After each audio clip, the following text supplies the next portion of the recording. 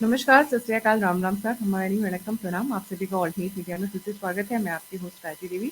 हमारे साथ पहली बार जुड़ रहे हैं एन के मिश्रा सर। और एन के मिश्रा सर की तारीफ में मैं 2-3 लाइनें बोलना चाहूँगी। सर वो काम करते हैं जो मेरा सबसे फेवरेट वाला एरिया है। He was farmer director, farmer special director with the intelligence bureau. In was IPS 1988 batch, Sikkim cadre के थे। और सर डीजीपी रिटायर हुए from the one of the north eastern 7 sister states. और जो उधर का जो ताना बाना है, निटी-ग्रिटी है, चाहे इंटेलिजेंस को लेकर हो, पुलिसिंग को लेकर हो, लॉ एंड ऑर्डर को लेकर हो, वो सर बहुत अच्छे से समझते हैं। नॉर्थ ईस्ट की तरफ एक बहुत तेज़ी से बढ़ रहा था जिसको हम कहते हैं नक्सलिज़्म। और उसी नक्सलिज़्म, चाहे वो आंध्रा से लेकर अगर मैं कहूँ पूरा नेपाल तक, जिसको कहा जाता था रेड कॉरिडोर। अमित शाह ने कसम खा रखी है 2026 तक इनको ठोक दो, इधर किल देम और इंटीग्रेट देम, उनका सिंपल सा नारा है। तो आज उसी कि वो कैसे काम कर रहा है, वो किस तरीके से इंटीग्रेट कर रहे हैं, किस तरीके से स्ट्रैटेजी चल रही है, द इनसाइड डिटेल्स जो पब्लिक डोमेन में है, सर हमारे साथ डिस्कस करेंगे। Sir, a very warm welcome on the show. Thank you. जी sir, over to you sir. सबसे पहली बात तो आपने जो नक्सल कॉरिडोर की बात कही और तिरुपति से पशुपति बोलते हैं जिसको रेड कॉरिडोर बोलते थे, क्योंकि अब ये श्रिंक कर रहा बहुत तेजी से और ये कई एक राज्यों में पहले फैला हुआ था, वो अब सिमट गया है। कई एक जिलों में था, वो सिमट गया है। अब इसका जो प्रभाव क्षेत्र है ये धीरे धीरे सिमटता जा रहा है। रही बात स्ट्रेटजी की, जो आपने बताया कि सरकार ने कसम खा ली है कि इसको हम खत्म करके रहेंगे, इसमें कोई दो मत नहीं है कि सरकार का बहुत ही दृढ़ और स्पष्ट नीति है कि चूंकि ये नक्सलवाद जो है, इसकी समस्या आंतरिक सुरक्षा की सबसे बड़ी चुनौती है और इसको पूरी मजबूती के साथ निपटना है ताकि हम इस फ्रंट पे सफलता हासिल करें और विकास के काम को आगे बढ़ाएं। अब रही बात कि इसकी स्ट्रेटजी क्या होनी चाहिए, तो थोड़ा सा मैं स्ट्रक्चर को बताना चाहूंगा बहुत मोटे तौर पे कि जो नक्सल संगठन है, नक्सलवादी संगठन अंडरग्राउंड ऑफ कोर्स है, गुरिल्ला स्टाइल का संगठन है ये। इनके 3 ब्रॉड स्ट्रक्चर होते हैं। एक पार्टी होता है जिसमें इनके पॉलिटिकल कार्डर्स होते हैं, स्क्वाड मेंबर से लेकर सेंट्रल कमेटी तक। फिर इनका एक विंग आर्मी होता है जो इनके लड़ाकू हैं, जो गुरिल्ला वॉर करते हैं against the primarily against the security forces. और तीसरा इनका मास ऑर्गेनाइजेशन होता है। अब है कि हमारी नीति जब स्पष्ट है, हमारा संकल्प जब बहुत ही दृढ़ है, तो इसको हैंडल करने के लिए तीनों फ्रंट पे सरकार काम कर रही है और इसमें एक आर्मी लेवल पर इसको हैंडल करना बहुत ही आवश्यक है। और इसके लिए जो गवर्नमेंट ने पॉलिसी बना रखी है वो बड़ा स्पष्ट है कि क्लियर, होल्ड एंड डेवलप। जो नक्सल प्रभावी क्षेत्र है पहले उसको क्लियर करो, मतलब नक्सल मुक्त करो, फिर होल्ड करो उसको और डेवलप करो ताकि जो वहां के लोग हैं इस विचारधारा से अलग होके मुख्य धारा में आ जाए और विकास में अपनी सहभागिता दें। अब मैं विशेष रूप से आर्मी कार्डर्स जो इनके हैं, जिनको कि सिक्योरिटी फोर्सेस टेक ऑन कर रही है, इस पर थोड़ा सा प्रकाश डालना चाहूंगा कि इसके लिए ये ऐसा नहीं कि एक दिन की बात है, ये बड़े ही सुनियोजित ढंग से हो रहा है। और इसमें आप गौर करेंगे 3-4 चीजें बहुत महत्वपूर्ण है। पहली बात तो ये आप देखेंगे कि स्टेट पुलिस और सेंट्रल पैरामिलिट्री फोर्सेस दोनों मिलके ज्वाइंट ऑपरेशंस करती हैं और बड़ा ही सक्सेसफुल ऑपरेशन करता है। ये this is a very important thing and very effective thing.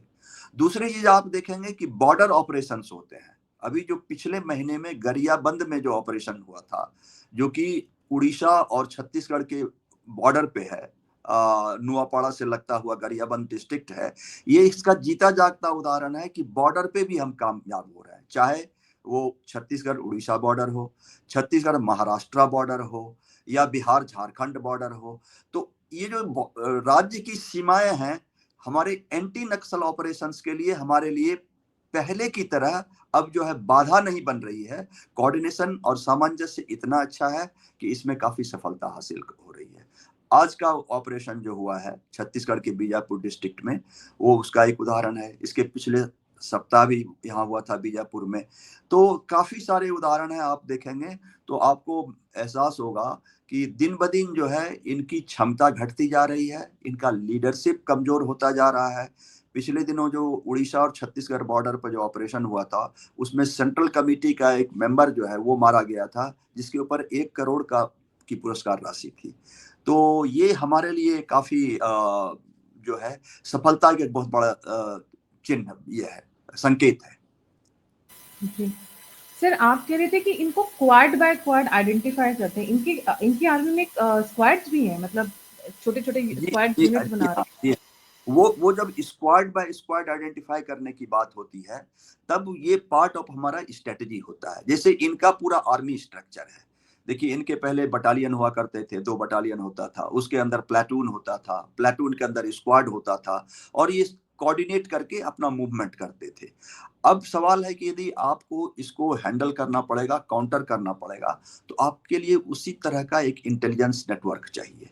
और ऑफ लेट और दिन ब दिन हमारा इंटेलिजेंस नेटवर्क जो है, खुफिया तंत्र, वो मजबूत होता जा रहा है।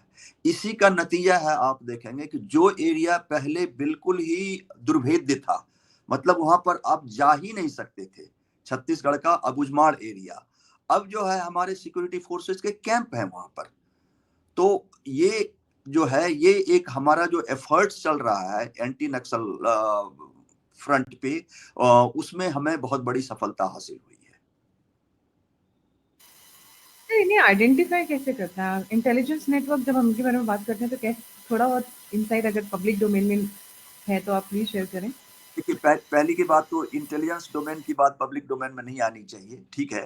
बस ये बात नहीं है कि एक ही बार में कहीं से आ गया, हमें टिट बिट्स में मिलता है, उसको बैठ के एनालाइज किया जाता है और फिर से वो हम इंटेलिजेंस पुख्ता करते हैं। प्लस हमारी कई एक इंटेलिजेंस एजेंसीज भी है, उनमें कोऑर्डिनेशन होती है, और फिर जब इंटेलिजेंस पुख्ता होता है, फिर ऑपरेशन लॉन्च किया जाता है।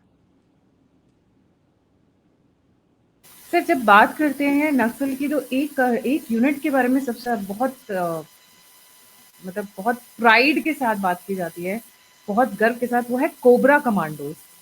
सर, इनकी स्पेशलिटी क्या है एंड हाउ आर दे, इनको क्यों हमेशा इन्हीं को लाया जाता है जब बात होती है नक्सल्स को टैकल करने की? एंड आई देखिए, थिंक पहले जी। जी जी जी। तो ऐसा है कि कोबरा कमांडो जो है, देखिए, नक्स जब से हमने ये किया कि हमें नक्सल के अगेंस्ट लड़ाई लड़नी है और मजबूती से लड़नी है, तो नेचुरली आपको अपने फोर्सेस को उसी हिसाब से ट्रेन करना पड़ेगा। अब मान लीजिए सीआरपी की एक यूनिट यदि लॉ एंड ऑर्डर के लिए किसी स्टेट में है, यूपी में है, बिहार में है, या और जगहों पे है, तो उसका रिक्वायरमेंट अलग होता है। लेकिन जब उस सीआरपी की वो टुकड़ी जाएगी नक्सल प्रभावित क्षेत्र में, तो उसका रिक्वायरमेंट अलग होता है, क्योंकि उनको जंगल में चलना पड़ता है, सर्वाइवल एक इशू होता है, टफनेस चाहिए, फिजिकल और मेंटल दोनों।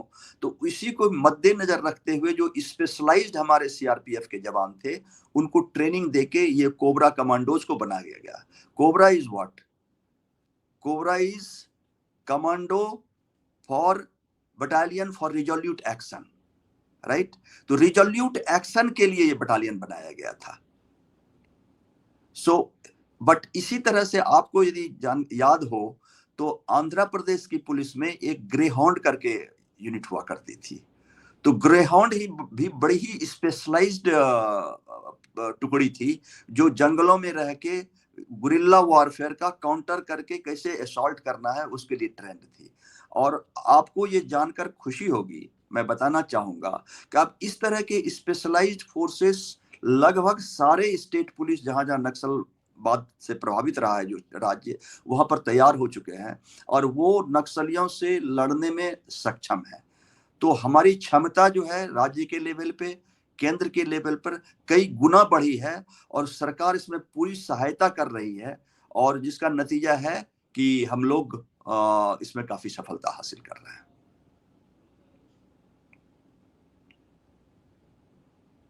जी सर, काफ़ी इट्स सर, एक तो मेन इन यूनिफॉर्म को देख के कुछ तो होता है, मतलब I don't know what is the charm, but जब when men are in uniform, even women in uniform for that matter, they have a different look, different vibe, different all together personality, मैं ये कहूँगी। Then obviously we being civilians, uh, देखिए ना sir, वो photograph देखने के बाद मेरा एकदम से क्वेश्चन ही दिमाग से हट गया। I was coming to the next question.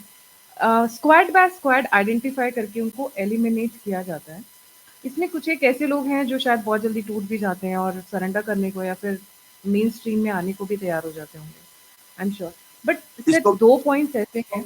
जी। जी बताएं बताएं सर दो प्लीज। जी, 2 पॉइंट्स ऐसे हैं जिनको जिनके बारे में आप काफ़ी बता रहे थे, कि ये टूटते ही तभी हैं जब इनके बड़े लीडर को ठोका जाता है। जी। देखिए फिर इस प्रश्न को मैं 3 भाग में बांटूंगा। पहली चीज तो ये कि जब नक्सल जो स्क्वाड लेवल का या कुछ मिड लेवल के लीडरशिप होते हैं, तो वो कई एक बार क्या होते हैं, डिसोरिएंट हो जाते हैं। संगठन में रहते हुए, ऑर्गेनाइजेशन में रहते हुए उनको ऐसा महसूस होता है कि जिस उद्देश्य के साथ और जिस आइडियोलॉजी के साथ हम यहाँ आए थे वो चीज तो यहाँ है नहीं। तो ऑलरेडी डिसोल्यूजन्ड होने लगते हैं और वो खोजते रहते हैं कि कहीं रास्ता मिले और हम बाहर निकलें। और सरकार की पॉलिसी, चाहे राज्य सरकार हो या केंद्र सरकार हो, इनकी जो सरेंडर पॉलिसी आप देखेंगे कि दिनानुदिन इसमें इसको इतना आकर्षक बनाया गया है, इतना अट्रैक्टिव बनाया गया है in many respect. Money, financial support, I mean to say, उनका सिक्योरिटी, उनको ट्रेनिंग देके आत्मनिर्भर बनाने की बात। तो सरकार काफी इस पर काम कर रही है और ये लोग बाहर आते हैं। तो इस तरह से इनका जो है, जो डिसल्यूजन्ड काडर है, वो सरेंडर की तरफ बढ़ते हैं। ये तो एक्शन 1 हो गया। दूसरी चीज, बात आपने लीडरशिप की कही, तो लीडरशिप जो है ये very precious thing in the organisation, because एक लीडर को बनने में कई एक वर्ष लग जाते हैं उनको, और उनको कई एक मुसीबतों का सामना करना पड़ता है। उनकी ट्रेनिंग होती है, उनका आइडियोलॉजिकल मूरिंग होता है, उनको टास्क दिया जाता है, एरिया फेमिलियराइजेशन होता है, वो स्ट्रेटजी बनाते हैं, उसको एग्जीक्यूट करते हैं। तो मतलब इट्स एन एसेट।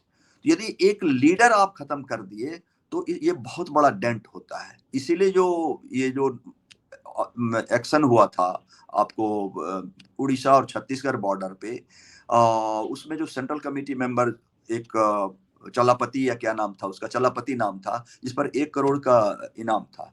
तो ये काफी बड़ी सफलता मैं इसको इस हद से मानता हूँ। उसमें कार्डर तो मारे भी गए थे, बट सेंट्रल कमेटी मेंबर भी मारा गया था।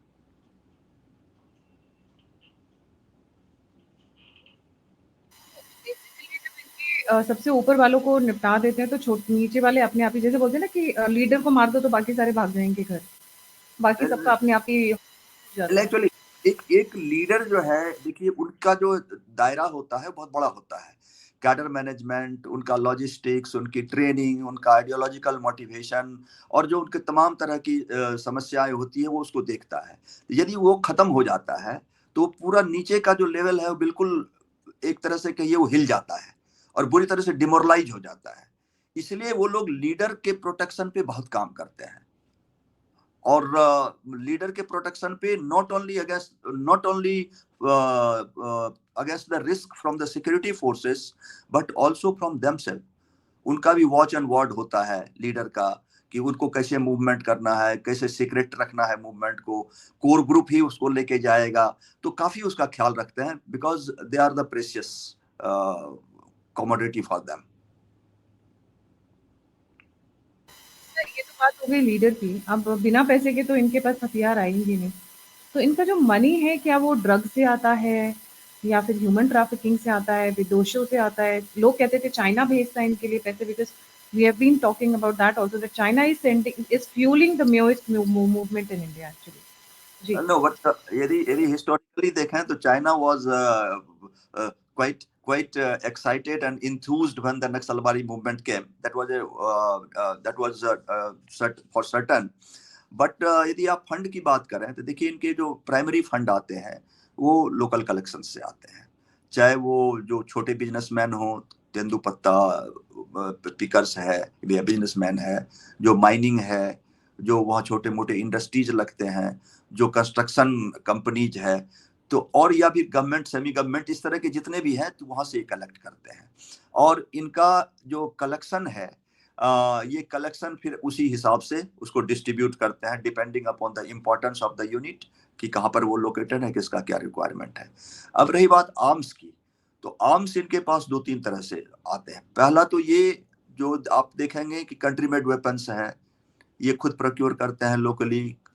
कई एक इनपुट्स ऐसे भी आए थे कि इनकी अपनी आर्म्स फैक्ट्री है जहाँ ये कंट्री मेड वेपन्स टाइप के बनाते हैं।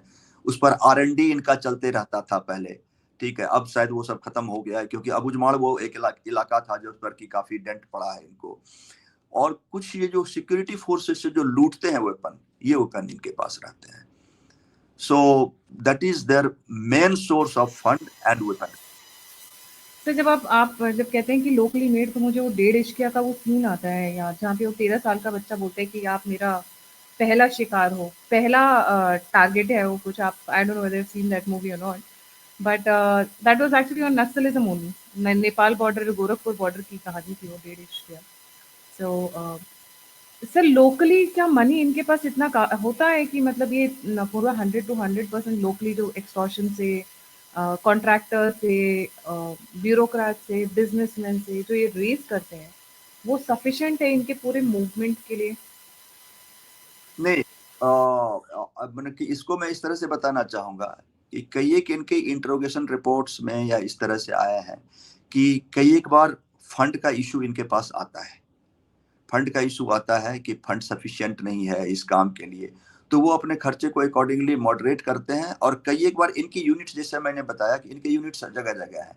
जैसे आज की तारीख में आप बोले तो जो इनका जो मेन एरिया है वो छत्तीसगढ़ में कुछ है और झारखंड में है, तो वो एक दूसरे को सप्लीमेंट भी करते हैं ये मनी से। But they are facing the sir किस किस रीजन से फेस कर रहे हैं, मतलब कहाँ से पैसा इनका रुक रहा है, किन किन एरियाज पे रुक रहा है?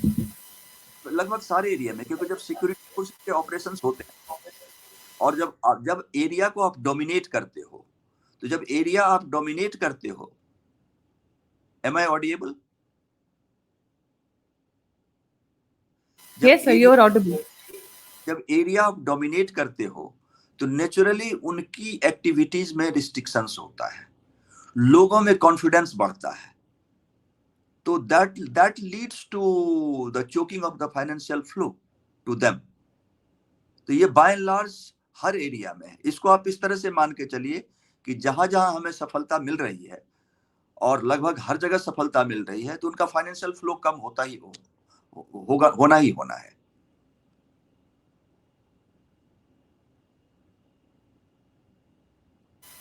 तो इनका फाइनेंसिस गॉन, फिर से बचता एक ही है जो इनका सोर्स है आइडियोलॉजी का। फिर जब तक सोर्स को नहीं खत्म किया जाएगा, वहां मट्ठा नहीं डाला जाएगा, तब तक आप फिर वो ना, वो जैसे उसका हाइड्रा का हेड होता है ना, वो निकलते ही रहेगा, निकलते ही रहेगा, निकलते ही रहेगा। सो उसको टैकल करने का क्या अभी चल रहा है, क्या क्या उस पे मुहिम चल रही है? देखिए, जैसे कि आपको बताया कि हमारी पॉलिसी क्लियर होल्ड डेवलप की है, तो जब डेवलप आप करोगे तो नेचुरली जो लोगों को एक पहले जो अट्रैक्शन था, या ऐसा कहें कि जो डिपेंडेंसी थी कि भाई हमें हर मर्ज का इलाज जो है वो यहाँ से मिलेगा, वो एक फेथ और बिलीव दिन ब दिन खत्म होता जा रहा है। अब आप ये सोचो कि एक गांव में यदि 2 नक्सल लड़के हैं और दोनों ने सरेंडर कर दिया, तो गांव वाले क्या सोचेंगे कि जब नक्सल वाला ही सरेंडर कर रहा है तो हमें नक्सल बनने से क्या फायदा होगा। तो धीरे धीरे आइडियोलॉजिकल जो फीडिंग है वो कम हो रहा है, आइडियोलॉजिकल ब्रीडिंग कम हो रहा है। तो इसको हम ये एक एक ये विशियस साइकिल है कि आप मिलिट्री ऑपरेशंस करते हैं, सरेंडर करवाते हैं, डेवलपमेंट करते हैं, लोगों का फेथ कम होता है, तो आइडियोलॉजिकल मूविंग्स ऑटोमेटिक खत्म हो जाएगा। दूसरा चीज, जो इनके अंदर जो लीडरशिप है, कुछ leaders, not all but definitely कुछ लीडर्स हैं, आई थिंक उसकी संख्या दिन ब दिन बढ़ती जा रही है, they are also getting disillusioned, because उनको लगता है जो उनका ऑब्जेक्टिव था कि seizure of power through barrel of gun, it's not possible, it's not Mao possible. Zedong. So they are disillusioned। और कोई ऐसा मसला नहीं है कि जब उसको रेकअप करके वो लोगों के अंदर जो रिवोल्यूशनरी फीलिंग को बढ़ा सके। तो इसलिए आई थिंक आइडियोलॉजिकल फ्रंट पे इस तरह से काम हो रहा है। तो सर उनको एक्सपोज भी किया जा रहा है ना, जैसे मैं खुद अपने शोज में कहती हूँ, आप दिन भर तो कॉमरेड जिंदाबाद, ये हमारी मांगे पूरी करो, शाम को एक बोतल वोडका काम मेरा रोज का, और बगल में मैडम बिठाते हो, जिन मैडम को आप पूरे दिन में आप कॉटन की साड़ी पहनाकर और एक प्ले कार्ड देकर गली गली घुमाते हो, फिर उन्हीं को रात में आप अपने बगल में बिठा लेते हो। सॉरी टू से, but I think the maximum exploitation of women, if happens in India, is in the Naxal areas. Prostitution का सबसे बड़े अड्डे या जहां से लड़कियां प्रोक्योर की जाती हैं, वेस्ट बंगाल, झारखंड, छत्तीसगढ़, आंध्र प्रदेश, ये वो सबसे गरीब एरियाज हैं जहां से लड़कियां हमारे घरों में भी जो 24 घंटे वाली बच्चियां आती हैं, दीदियां आती हैं, इन्हीं एरिया से तो आ रही हैं सारी, सारा नक्सल हिट एरियाज है। तो आपने जो कहा गायत्री जी कि exploitation, so exploitation is there and that leads to the frustration among the cadres. आपको तमाम ऐसे मिल जाएंगे कि Naxal cadre, boy and girls, were not allowed to marry among themselves, even they if they want to marry, right? उनको अलग अलग रखा जाता है और उसके बाद जब वो फ्रस्ट्रेट हो जाते हैं तो बाहर आ जाते हैं। तो that is there, that is there. वो आप देखेंगे कि बड़े बड़े नक्सल लीडर कुछ वो कहाँ रहते हैं साहब, वो रहेंगे कॉस्मोपॉलिटन्स में। जो बड़े बड़े लीडर इनके पकड़े गए कॉस्मोपॉलिटन सिटी में, किस तरह से पकड़े जाते हैं? दिल्ली से पकड़े गए, कानपुर से पकड़े गए और शहरों से पकड़े गए। तो शहर में इनके रहने का मतलब क्या है? So they also, all of them are not ready to be out of the comfort zone. This is one. Secondly, कहने को वो नक्सल है जहां पर कि जो सर्वहारा वर्ग का ये वर्चस्व रहता है, लेकिन वो अपनी प्रॉपर्टी बनाने में लगे रहते हैं। जो उगाही पैसा करते हैं, सारा पैसा ऑर्गेनाइजेशन में नहीं भेजते हैं। इस तरह की तमाम समस्याएं उनके अंदर है। सो इसीलिए मैं बताऊं कि आइडियोलॉजिकल डिमोटिवेशन और disillusionment, then certain problems like this, they are badly affecting their movement, and the movement is diminishing day by day, combined with the resolute policy of the government and the forces deployed in the Naxal areas. So everything causing together, I think I am very hopeful that we'll be free from this menace sooner than later. Sir, exploitation तो है, exploitation तो बहुत गंदे level का है, but इसीलिए वो expose भी ज़्यादा हो रहे हैं।